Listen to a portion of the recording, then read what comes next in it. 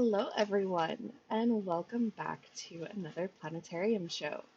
My name is Jessica. I'm the director of the Planetarium, and with me tonight are two of the students who will be joining me tonight that work at the Planetarium, probably familiar faces if you have been to any of our streams before, but I will still let them introduce themselves, and we will start off with Lindsay.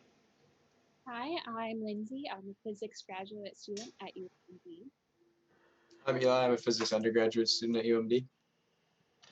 So tonight we have our monthly constellation star show for you, since we are now in the month of June, and it definitely is starting to feel like it outside. And so we will kind of look at the stars and constellations that you can find up this month, tips and tricks to help you find them yourself if you ever are out at night and see the stars. And then we'll also tell you some of the stories behind them as well. Now, as always, if you have any questions throughout the show tonight, feel free to leave them down in the comments. Eli is going to keep an eye on those for me and will let me know if those questions come up. And with that, I'm going to switch it over to our star show. So for anyone who hasn't joined us for a star show so far, the program that we use to do these for our streams is this really awesome program called Stellarium. It's basically planetarium software. You tell it a date, time, and location, and it shows you exactly what's up in the sky. And it is actually free to download. We have a link to it in the video description if you're interested in kind of playing around with it yourself. So, since we here at the planetarium are located in Duluth, Minnesota, that's the location I have set. And the stars and constellations that we talk about tonight will be applicable to really anyone in the northern hemisphere. Your stars may be at slightly different altitudes, slightly different heights in the sky, depending on exactly where you are, but you should still see generally the same thing. If you're below the equator in the southern hemisphere, unfortunately, your sky does look quite a bit different from ours, and but you can still kind of enjoy the show for the night. All right. So I have it, as I said, set for Duluth, the current time, and because we are heading into summer, our days are still getting longer and longer as we approach the summer solstice coming up in just a few weeks. Um, yeah, just a few weeks. Wow. Um, our sun is setting quite late, and so right now the sun is still up. So in order to do our show, I'm actually going to have to fast forward time a little bit in order for the sun to set. Go a little bit faster. And I'm going to go, let's see, probably to about 10 or 10:30. We'll go up till about there. It's about 10:30 tonight. The sun has set. Um, we're really getting some dark skies here. And so now we can really start to see our night sky. Now, as always with our constellation shows, we're going to start in the north. And there's some good reasons for that. A lot of the stars that we see in the north are up pretty much all year round. And so they're really good to help you kind of familiarize yourself with your location and know, okay, that's north. This is the stuff that I know pretty well. But then, as we'll see, some of the constellations in the north are also good to help you find other constellations as well. They're good kind of launching off points. And so to start off tonight, we're actually going to look pretty high up in the sky at this group of 7 stars here. So these stars,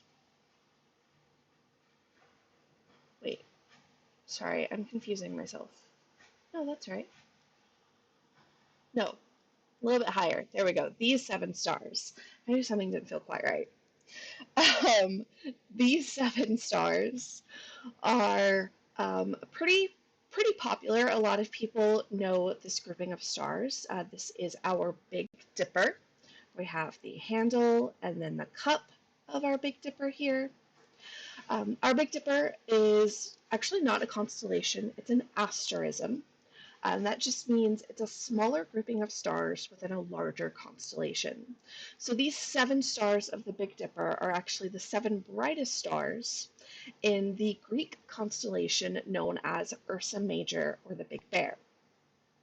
And so to see our bear, we're going to take that handle of the Big Dipper, and that's actually going to be the tail of our bear. Here is the back, ear, nose, chest, front legs, belly, and back legs. And that is our big bear.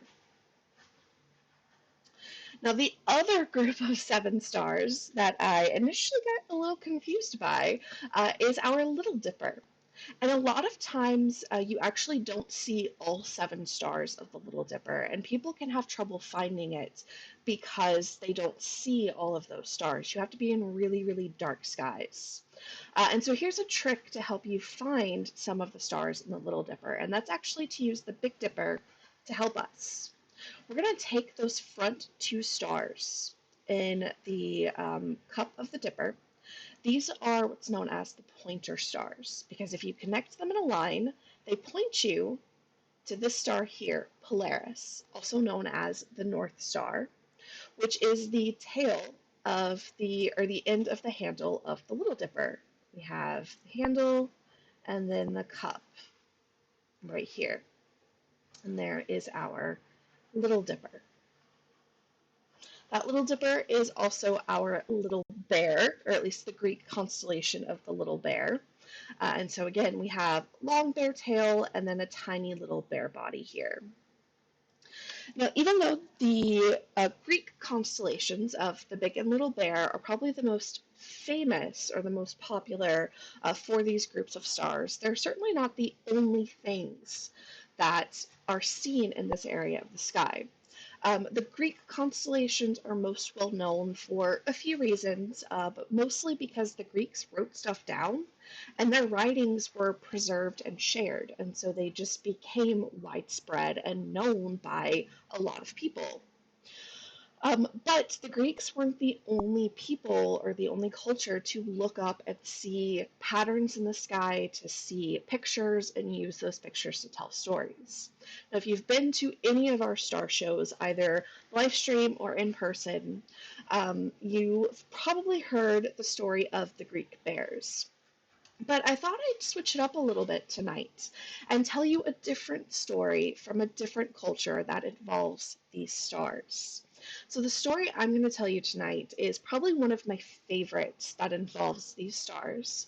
And this comes from the Paiute Native American tribe, who is indigenous to the southwest United States. And instead of seeing a couple of bears up in the northern sky, all of these stars actually represent goats, mountain goats. So our story starts off with one mountain goat named Naga. Naga was the son of one of the gods, and Naga was always trying to impress his father by climbing the tallest things that he could find. And so one day he comes across the biggest mountain that he's ever seen and decides, I have to climb that because that is going to make Dad proud. Well, he starts trying to climb the, slope of the mountain, but the mountain is so tall and the slope is so steep that he can't climb it. Well, he's back down at the base, kind of trying to figure out how he can climb this mountain, when he sees that there is a tunnel that leads from the base of the mountain up. And he decides to use this to climb up the mountain. And so he starts climbing up this tunnel. But as he's climbing, he's kicking free rocks and dirt, and that's filling in the tunnel behind him. So he kind of has no choice. He has to keep climbing up because there's no way back down. That's been filled in by all of the debris he's kicking loose. And so he ends up making it to the top of the mountain. But once he's up there, he realizes his mistake, that he's stuck. There's no way down back through the tunnel because it's been filled in, and those sides of the mountain are too steep for him to safely climb back down. And so he is trapped up on this top of this really tall mountain. And after several hours, Naga's father realizes that, hey, I haven't seen my son in a while. Maybe I should kind of go check up on him. And he eventually finds him up on the mountain and becomes very sad because he knows that his son is trapped up there. And while he can't bring him back down, what he can do is actually put him even higher. And so his dad ends up placing Naga up into the sky so that he can always be there to look down on his family and friends and always be there for his family and friends to look up and see. And so this North Star here, Polaris, that represents Naga. And because the North Star is always visible, it's always up for people here in the Northern Hemisphere, that's just Naga always being there to look down on his family and friends. And then these other stars are other mountain goats that tried to either climb the same mountain as Naga, which are these stars here, or tried to climb other mountains nearby to come up and bring and to keep him company, and they also got stuck. And so Naga's dad put them up into the sky as well, to kind of keep Naga company up there. And so that is the Paiute story of the goats, and again, one of my favorites up in this area. All right, so we'll kind of go back Greek a little bit. As I've said, we can use a lot of these stars here in the north to help us find other stars and constellations, and we've done that already. We use the pointer stars in the Big Dipper to point us to Polaris, but we can actually find another constellation if we follow those pointer stars past Polaris. We end up hitting this big W in the sky. This W is the Greek constellation of Cassiopeia, who is a queen. Kind of hard to see a queen in a W. Some people, have different ways of seeing her. It kind of just depends. Use your imagination. We tend to think of her as sitting on her throne, and we're getting kind of a profile view. But again, lots of other cultures see other things. One that I think makes a lot more sense, the Persians. I believe it's the Persians, and Lindsay, correct me if I'm wrong, but they see a camel here. The camel right now would be upside down, but this is like the two humps of the camel. I think that makes a lot more sense. All right, and so that is the Greek Cassiopeia, or the Persian camel.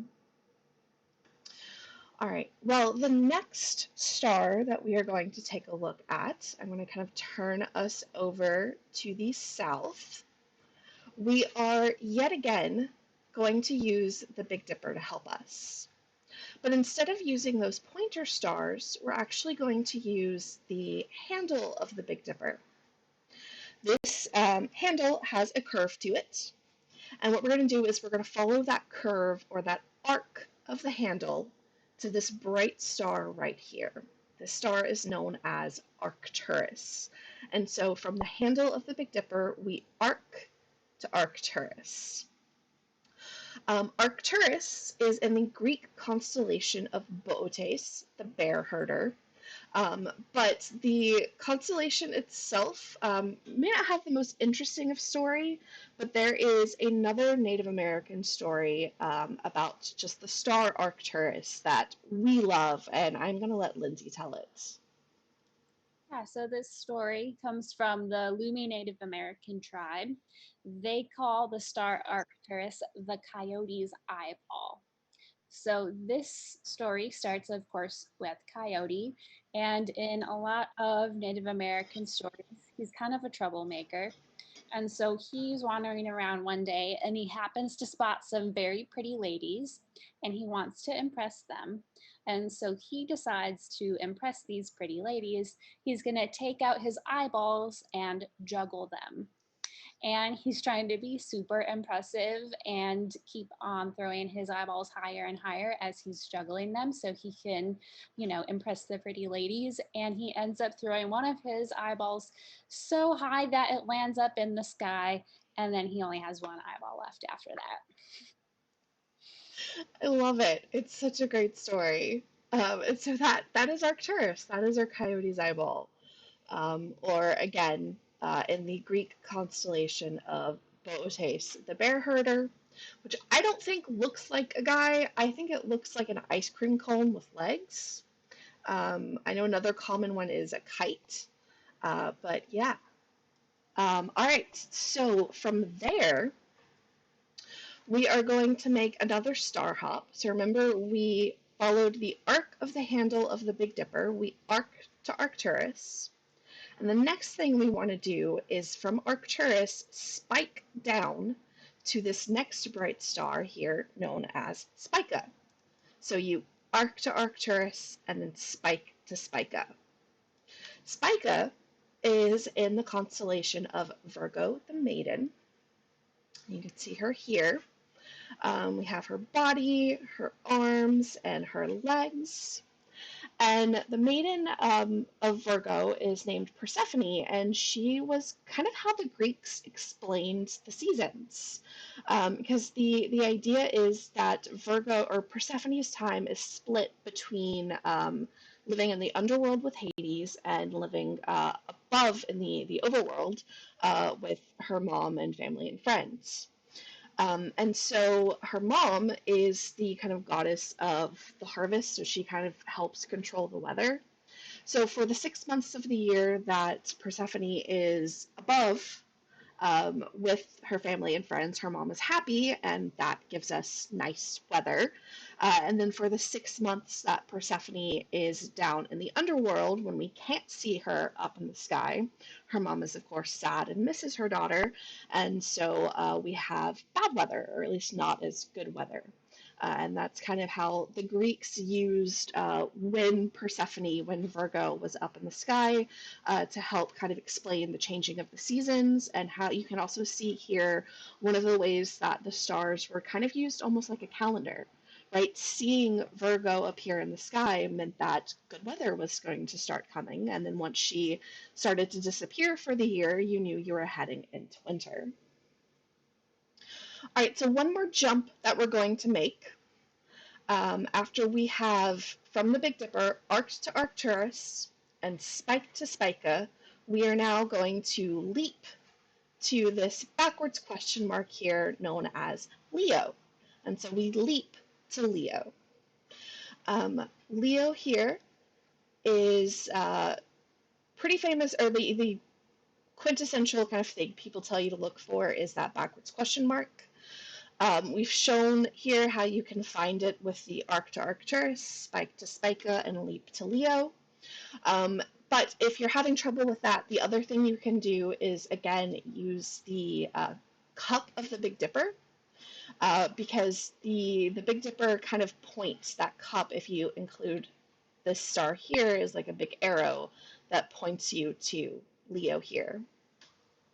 Now, Leo the Lion is involved in a story with Hercules, who we're going to get to in just a minute. But before that, right next to Leo is a very faint constellation here. And this is a crab named Cancer. And you can see his little body and then his little legs there. If you have trouble finding that one on your own, don't worry. The stars are very dim and difficult to see unless you have super, super dark skies. But Cancer is also involved in the story of Hercules, which is why I wanted to point that out. So with that said, let's now go and try and find Hercules. Now, again, there is generally, people say the trick to finding Hercules in the stars is to look for the keystone. And I'm going to be honest with you, when I first heard that, I didn't really know what I was supposed to be looking for.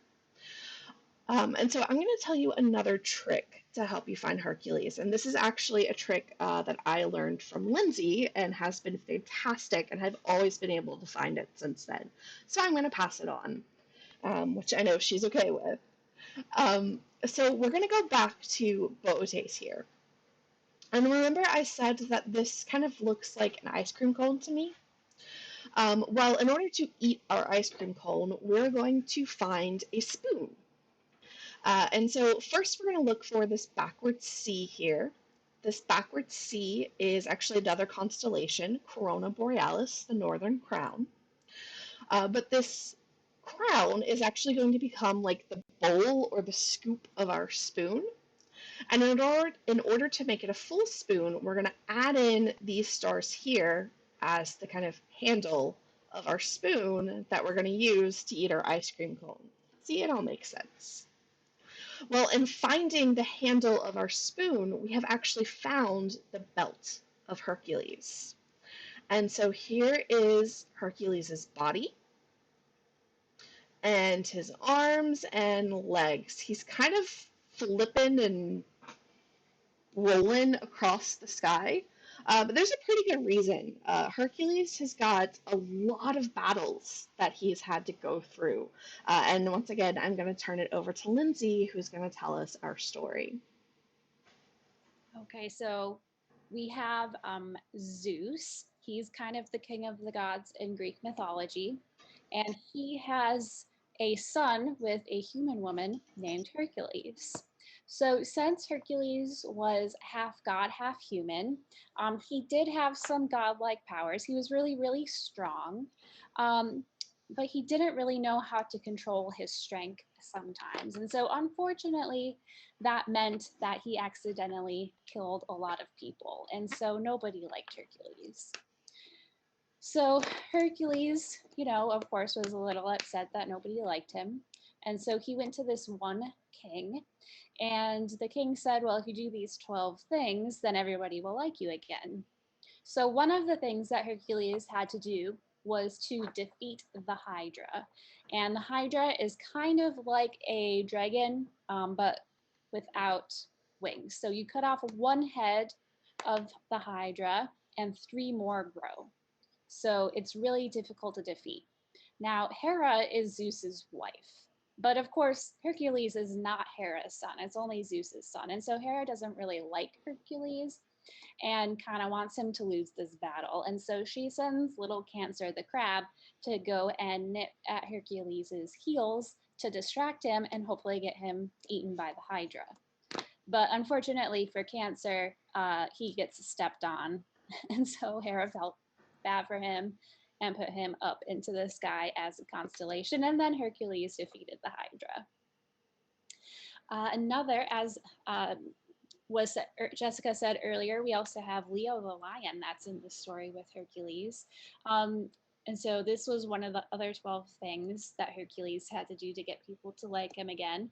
And so Leo the lion, when he was living, was known as the Nemean lion. And he was known as kind of this undefeatable being because you could not pierce through the skin of this lion with swords or arrows. It was impenetrable skin.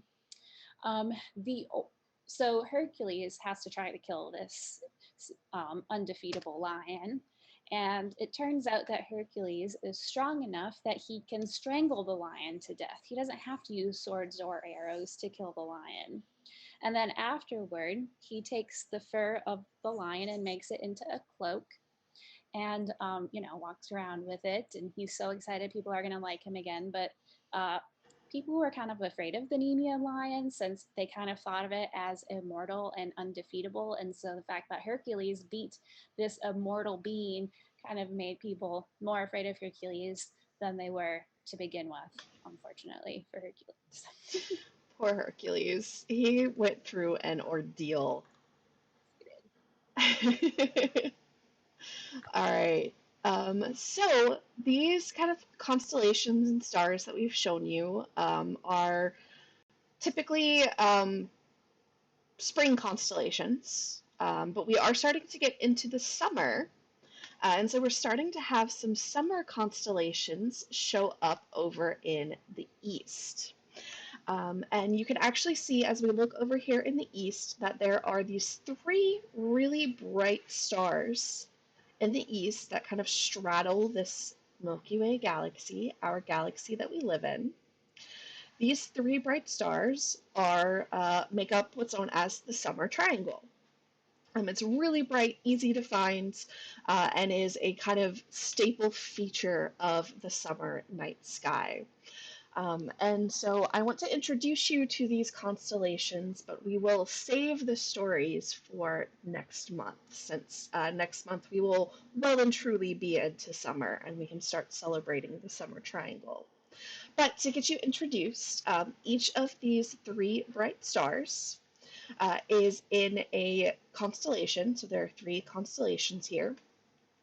So we have Vega, Deneb, and oh my gosh, Lindsay, help me. Altair. Altair, thank you. I was thinking Alberio. I was like, no, that's not right. Altair. Wow, it has been a while. I'm all right. Thank you. Vega, Deneb, and Altair. So Vega here is the brightest star in the constellation of Lyra, which is a harp. Although with a lot of these constellations, it's sometimes hard to see the shape. In fact, a lot of these other stars tend to be thought of as Lyra, and so when we explain it, like in the planetarium, it's typically this is like the harp body, and then we have the strings. Lindsay, I know sometimes sees like a butterfly here, but my favorite is actually, you know what? I think I'm gonna say I'm gonna tease it. I'm just gonna tease it, and we'll tell you next month what our favorite thing is that one of our guests in previous years saw here in this group of stars. Maybe you can see it. All right, so after Vega here in Lyra the harp, we're going to jump down to Altair. This is the brightest star in Aquila, the eagle, and we have kind of that teardrop shape here, which is the eagle body. And then some wings and talons. And then our last star of the summer triangle is Deneb. And this is the end of the tail of Cygnus the swan. And so we have the swan tail feathers, wings, and then a long swan neck. And Cygnus kind of is flying through the Milky Way here. And so there is a kind of intro to our summer triangle, which we will leave there, and that is where we will, that is what we will look at next month in July, since that is kind of a staple for the summer. I know we love when the summer triangle is up. Although I still think I like the winter hexagon more than the summer triangle, but that's just my You know what? preference. I just like the summer triangle better because I can go out and look at it without freezing. That is fair. That is a really good point. You do have to watch out for mosquitoes sometimes. Yeah, I'm still not quite used to the mosquitoes here. They're bad. All right. So that brings us to the end of our constellation show for tonight, for June. So lots of fun things for you to go out and see. Since we are in warmer weather, you can actually go out at night, but you know, be prepared for those mosquitoes because they are out there. So yeah, hopefully you have enjoyed some of the stories, and we'll take some of those tricks that we have taught you tonight to help you find those stars and constellations yourself when you're out at night. Again, if you want, you can download Stellarium. Again, it's free. Great program to kind of help you learn the night sky and maybe help you learn to kind of navigate a little bit. You'll also find in the video description that we have linked to a printable star map for June that you can use as well to help you kind of figure out where the stars and constellations are. All right, Eli, did we have any questions? Nope, no questions. No? All right. Well, if anyone does have questions, now is a great time to ask them. You can leave them down in the comments. And while we give that a couple of minutes to see if any questions come through, let me tell you about what you can expect over the next week. So next Wednesday, I'm super excited for this show. Lindsay and Eli are going to talk about the research that they've been doing. They're real astronomy research being done at UMD, and to help, make that even better, it's about black holes, which everyone loves. So definitely come by Wednesday for the stream to hear all about real research on black holes being done by Lindsay and Eli here at UMD. I'm super proud of them. And then next Saturday, we're going to take you on a tour of the Messier objects, which is a group of objects. We'll kind of tell you what they are, what the name means, how, where all of that came from, and then also tell you some of the ones that you can try and see over the summer. Some of these you can see with the naked eye, some not quite so easily, but even like a small telescope or a pair of binoculars, you can easily see them. So lots of cool things there, and we'll teach you all about them on Saturday. All right. The eclipse. Oh my God, when is that? Tomorrow?